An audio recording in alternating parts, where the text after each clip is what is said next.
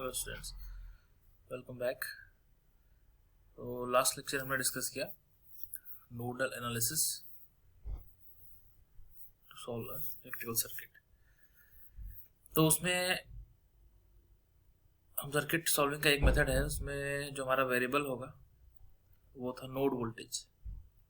ठीक है, तो हम आइडेंटिफाई करते थे पहले कि सर्किट में कितने नंबर ऑफ नोड्स हैं, कौन कौन से, और फिर उसमें से एक रेफरेंस नोड लेते थे, बाकी नॉन रेफरेंस नोड्स थे उनको कुछ वोल्टेज असाइन करते थे। ओके, तो उसके बाद नोड वोल्टेज असाइन कर देते सबको, और फिर उसे केसीएल लगाते थे और फिर नोड वोल्टेज की वैल्यू फाइंड करते थे।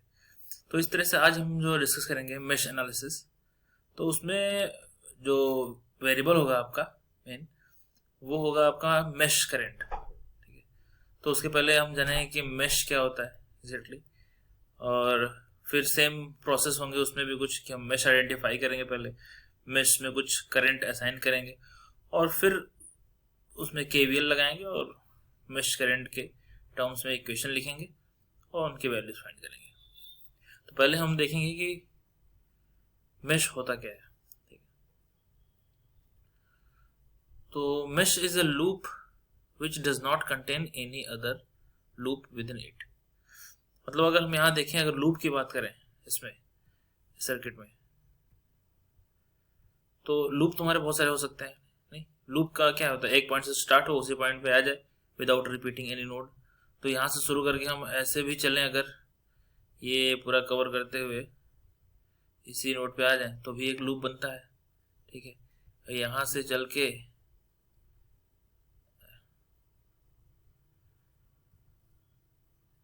यहाँ से पूरा चलते हुए ऐसा कवर करें, यहाँ इस नोड पहुंचे तो भी एक लूप बनता है। इस तरह से बहुत सारे लूप बनते हैं। लेकिन मेश क्या होता है, जिसमें से कोई दूसरा लूप ना बन सके। ठीक है, तो मेश क्या होगा, जिसमें कोई दूसरा लूप ना बन सके। अब जैसे कि ये अगर बात करें यहाँ से लेके यहाँ तक, तो ये आपको एक मेश बोला जाएगा। क्यों? क्योंकि इसमें से कोई दूसरा लूप नहीं निकल सकता आप ये। ठीक है, तो सबसे छोटा जो सबसेट होगा लूप का, आप कह सकते हैं, वो मेश होगा। इस तरह से ये भी एक मेश है, क्योंकि इसमें से कोई और लूप अब भी फॉर्म नहीं हो सकता। अगर हम इसकी बात करते हैं जो पहले हमने बनाया था यहाँ से लेके ऐसे, तो इसमें से दो लूप निकलते, एक ये लूप निकलता है, एक ये लूप, तो इसको हम मेश नहीं बोल सकते अभी ना। इस तरह से ये भी एक मेश होगा, यहाँ से स्टार्ट करके ये पूरा। क्यों? क्योंकि इसमें से दूसरा कोई लूप नहीं निकल सकता। तो मेश क्या है? It's a loop only which doesn't contain any other loop with in it. ठीक है, अच्छा, अब एक चीज और इसमें है कि ये जो मेश एनालिसिस हम करने जा रहे हैं वो सिर्फ प्लेनर सर्किट के लिए ही एप्लीकेबल है। ठीक है, नॉन प्लेनर के लिए एप्लीकेबल नहीं है। अच्छा, तो मेश एनालिसिस में हम करना क्या है, तो mesh analysis providing method to solve circuit using mesh current as a circuit variable. तो जैसे नोडल में हम लोग node voltage as a circuit variable लेते थे, यहाँ पे हमारा मेश करंट जो है वो सर्किट वेरिएबल होगा। ठीक है, तो अब स्टेप्स क्या होंगे इसमें सर्किट सॉल्विंग के। पहला तो असाइन मेश करंट। पहले तो आप आइडेंटिफाई करेंगे मेश है कौन। जैसे ऊपर वाला सर्किट था तो उसमें 3 मेश थे ना, आगे भी देखेंगे। तो पहले आपको देखना है कि मेश कितने हैं और हर मेश को एक करंट असाइन करना है। ठीक है, सेकेंड स्टेप क्या है, apply KVL to each of meshes and meshes. तो बारी बारी से एक एक मेश में हमको केवीएल लगाना है, किरचॉफ वोल्टेज लॉ। ठीक है, फिर ओम्स लॉ से सब जितने भी इक्वेशंस होंगे सबको मेश करंट की फॉर्म में, क्योंकि आप जब भी केवीएल लगाएंगे सब वोल्टेज क्वांटिटी होगी, लेकिन फाइनली जो इक्वेशन हमको रखना है वो मेश करंट, जो हमारे सर्किट वेरिएबल रहेगी मेश करंट, उसके फॉर्म में रखना है। तो फिर उसके बाद हम जब सारे मेशेस में लगा लेंगे केवीएल, तो हमारे पास n नंबर ऑफ मेश होंगी अगर, तो n नंबर ऑफ इक्वेशंस बनेंगी और n number of mesh currents जो है हम साइमल्टेनियस इक्वेशन को सॉल्व करके फाइंड कर सकते हैं। ठीक है, तो ये स्टेप्स आप ध्यान में रखेंगे हमेशा, और एग्जांपल से हम समझेंगे इसको कैसे हमको ये स्टेप्स लगाने हैं। जैसे यहाँ पे एक सर्किट हमने लिया, ठीक है, एक सर्किट है, गिवन सर्किट है, इसमें हमको ये आई नॉट करंट गिवन है जिसकी वैल्यू हमको फाइंड करनी है यूजिंग मेश एनालिसिस। ठीक है, तो कैसे हम मेश एनालिसिस को यूज करें, किसी भी सर्किट में कुछ भी पूछा जाए, किसी ब्रांच में करंट पूछा जाए या किसी भी एलिमेंट के अक्रॉस वोल्टेज पूछा जाए, हम निकाल सकते हैं। लेकिन उसमें सबसे प्राइमरी, जब हम मेश एनालिसिस कर रहे हैं तो हमारा प्राइमरी एम होगा कि हमको मेश करंट्स असाइन करने हैं, उसकी वैल्यू फाइंड करनी है कैसे भी। एक बार मेश करंट की वैल्यू फाइंड हो गई तो उसकी हेल्प से हमको जो भी क्वेश्चन हो जैसा भी वो मिलेगा, ठीक है। अच्छा, तो अब मेश एनालिसिस जब हम बात कर रहे हैं तो लगाना कैसे है। अच्छा, तो हम पहला काम क्या कर रहे हैं कि करंट असाइन कर लेते हैं। तो हमने क्या किया, सारे मेश में, ये एक मेश है, इसमें करंट असाइन किया, ये डायरेक्शन उसके ले लिया, ऐसे I1 बोल दिया, इसको एक ऐसी डायरेक्शन ले ली I2 बोल दिया, और ये इसको भी डायरेक्शन ऐसे ले लिया I3 बोल दिया। डायरेक्शन लेने के लिए आप बिल्कुल ही इंडिपेंडेंट, उसमें आपको कुछ सोचने की जरूरत नहीं, ऐसे ही लूँ आप ऐसे भी ले सकते हैं। इक्वेशन लगाते टाइम ध्यान रखना पड़ेगा कि पर्टिकुलर ब्रांच में करंट कितनी जा रही है, ठीक है। डायरेक्शन ले लिया हमने, करंट असाइन कर लिया सारे मेश में, ठीक है। अब उसके बाद क्या करना था, उसके बाद हमको KVL लगाना है, ठीक है। अच्छा, एक चीज आपको पता है कि जो I0 यहाँ बात कर रहा है निकालने के लिए, आपने अपने उसको छोड़िए I0 को, लेकिन आपने इस लूप में, इस मेश में अगर I3 करंट की है तो इसका मतलब ये I3 ही जाएगी इस 6 ओम में, तो एटलीस्ट I3 ही है सिर्फ, और ये I0 भी अगर इसके हिसाब से देखा जाए तो I0 जा रही है, इसका मतलब I0 जो ये पूछ रहा है वो हमारा I3 की ही बात कर रहा है हमारे हिसाब से। तो हम I3 अगर हमारी निकल जाएगी तो वही I0 होगा जो क्वेश्चन में पूछा गया, ठीक है। तो हम अपना चलते हैं। तो हम सबसे पहले मेश 1 में KVL लगाएंगे, मेश 1 है हमारी, उसमें KVL लगाते हैं, ठीक है। KVL लगाएंगे मेश 1 में तो क्या होगा, ये पूरा है, तो यहाँ से स्टार्ट करते हैं। तो पहले माइनस में एंटर है तो -20 वोल्टेज लिखना है, KVL लगा रहे हैं -20, फिर प्लस ही लेके चलेंगे, सब में जितने भी रेजिस्टेंस ड्रॉप है सब में प्लस लगाएंगे, कहीं माइनस की जरूरत नहीं है। बस आप ये ध्यान रखना है कि आपको ये पता है कि अब जैसे 4 ओम की बात करें तो 4 ओम में I1 करंट जो है इस डायरेक्शन में, इस डायरेक्शन है ना, I1 इस डायरेक्शन में, और इसी में आप देख रहे हैं I3 भी इसमें से जाएगी, लेकिन वो उल्टी इस डायरेक्शन से जाएगी I3, ठीक है। तो I3 आपकी ऐसे जा रही है और I1 आपका ऐसे मूव हो रहा है, ठीक है। तो इसका मतलब दोनों का डिफरेंस है इसमें 4 ओम में। तो आप 4 तो लिख लिए, ठीक है। अब करंट की जगह पे आप I1 माइनस I3 लिखें कि I3 माइनस I1 लिखें, डिफरेंस तो है, पता चल रहा है, क्योंकि दोनों की डायरेक्शन अपोजिट है। तो जब भी आप इसमें ये ध्यान रखेंगे कि अगर आप मेश 1 में लगा रहे हैं तो जिस मेश में आप KVL लगाएंगे उस मेश की करंट को डोमिनेटिंग लेंगे हमेशा, ठीक है। तो अभी मेश 1 में हम लगा रहे हैं तो हमने लिख दिया I1 minus I3, 4 into I1 minus I3 voltage हो गया ये।